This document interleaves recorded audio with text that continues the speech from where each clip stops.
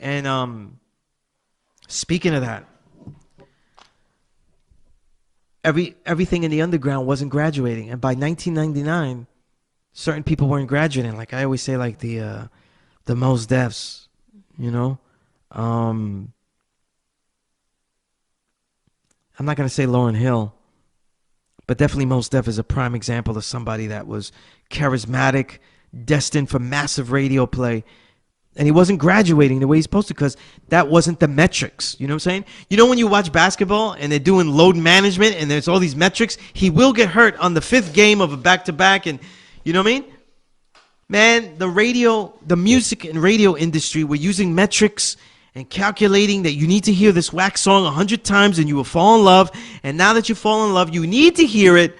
So then we have to play it again because you're going back to the radio to hear that song again.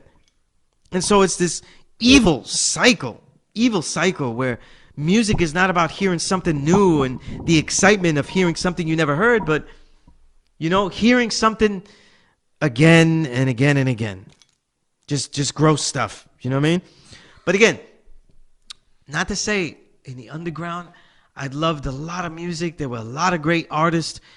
I think that one of the greatest, for me personally, there's legendary lyricists of work that match up with the 90s that came out in that time. And you have them still dominating. Bronze Nazareth, Planet Asia, the work of Thurston Howell III. I mean, these are important artists. You know what I'm saying? But essentially, the Dark Ages really set that they gave that palette, you know, they diluted our palette and they set that blueprint up where you could hear stuff on the radio and people go, how the hell did this happen? You know what I'm saying? How did this happen? You know, we go back, right? Remember when everybody in the 2000s, they were using 808 drums? It goes, yeah, it's paying homage to Run DMC. And they labeled someone going back and taking it back instead of properly labeling it as digression. They don't know how to use the machines. They don't know how to sample. They don't know how to make music. You know what I mean? Oh, yeah, by the way, let's end this segment here. 2000s. This is where I get the imaginary domino and I smash the win on the table. Reggaeton. That's it. You know what I'm saying? Reggaeton, though, is more evil than any trap song you heard. Reggaeton has killed genres all over Latin America before you even moved and grooved in your trip to Miami, Florida.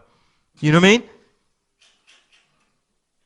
You don't hear salsa on the radio. You don't hear bachata on the radio like that. You know, you don't hear merengue on the radio. And you certainly don't hear other Latin genres like a cumbia or anything like that ever on the radio.